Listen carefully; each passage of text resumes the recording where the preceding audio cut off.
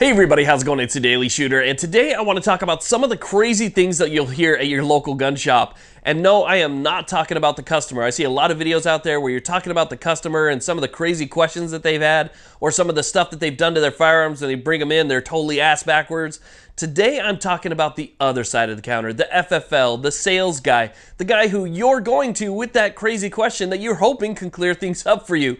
I have heard some absolutely ridiculous stories from the other side of the counter that just kind of blow me away at times. So if you have a story, if you have an interesting incident that you've heard from the other side of the counter at your local gun shop, leave a comment in the comment section below, because I'd definitely like to read that. Now, the first thing I want to talk about that I've heard from local gun shops, or gun shops at least in my area, because I live in the state of California, is horrible legal advice. I mean, really, really bad legal advice that could get you thrown in jail. For instance, in the state of California, if you travel with a pistol in your car, it has to be in a locked container. There's no if, there's no and, there's no buts about it. It has to be in a locked container. It can't even be in a center console and have the center console be locked. It has to be an individual locked container, okay? But on dozens of occasions, I have seen people come to pick up their firearms, and they'll say, you know, do I need to put the cable lock on it or something like that? Because you also have to sell it with the cable lock here in this state as well. And dozens of times I've seen the FFL be like, no, dude, you're good. Just go ahead and put it in the case and you're fine. And they'll take the stock Glock box that just has the clips on it, and they'll be like, thanks, first gun ever, right? They've never owned a pistol before, but they're really excited because they just bought theirs. They go and they put it in their car, maybe even in the seat right next to them, and they'll drive away. Guess what? If you get pulled over for that, you're probably going to go to jail, and you're probably going to lose that new firearm that you just got.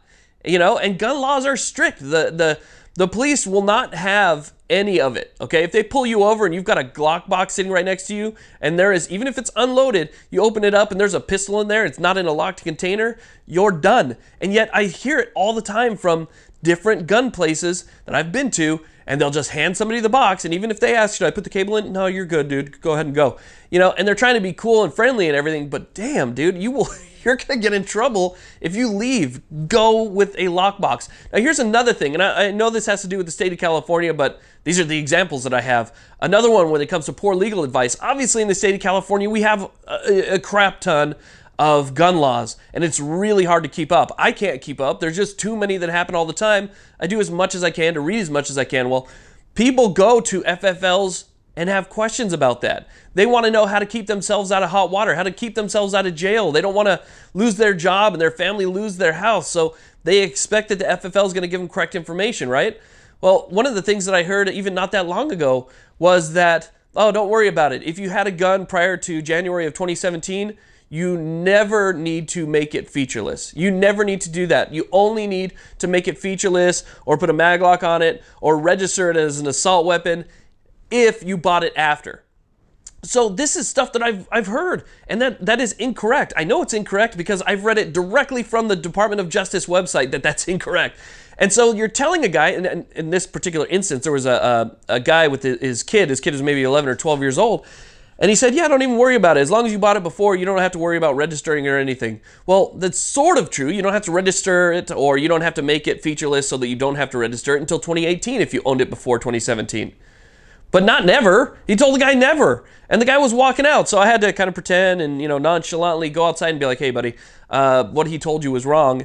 Go to the Department of Justice website. I gave the guy the website to go to. Read it for yourself. It says this, A, B, and C. If this thing's not featureless, mag locked, or registered by 2018, you're going to go to jail for having an illegal assault weapon, okay? And I told the guy, and he was very thankful. But that's horrible legal advice. These are the people that you go to, right? It's mind-blowing. Okay, let's talk about some of the other stuff. Let's talk about horrible gun advice. Horrible gun advice. One of the biggest things that bothers me is when there is somebody in a gun store and they might be new to pistols, or maybe they have a ton of rifles, but, you know, just not too many pistols. They have an old Beretta 92 or something like that. They're looking to get something a little bit different. So they go into a gun store and they're looking at, let's say, like a Springfield XD. And I'm going to use a direct example here that I heard. A Springfield XD and a Glock. And the gun store guy is looking, he's showing the guy, right? And the guy's holding them and stuff. And the guy goes, well, you know, what's the difference between the two? You know, the prices are fairly similar, you know, so what's the difference? And I kid you not, the guy said, the gun store guy says to the guy, there's not really a difference. The only real difference is going to be in the fact that, the Glock's grip angle is a little bit different. So if it doesn't feel right to you, he said, because, most people shoot up high with the Glock, then the grip angle on the XD might be a little bit better for you if it feels better. He said to the guy that there's no real difference between the XD and the Glock. While I'm sitting there staring at a grip safety on the XD, I'm staring right at it. I'm staring at different controls.